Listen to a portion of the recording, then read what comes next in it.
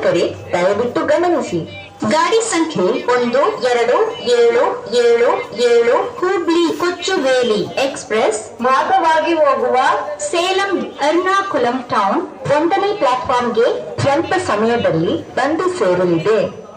यात्रीगण कृपया ध्यान दें, गाड़ी संख्या 127777 हुबली कोचुवेली एक्सप्रेस मार्ग से चलकर Salem Ernakulam town platform number 1 पर थोड़ी ही देर में आएगी। Your attention please. Train number 12777 Hubli Kochuveli Express via Salem Ernakulam town will arrive shortly on platform number 1.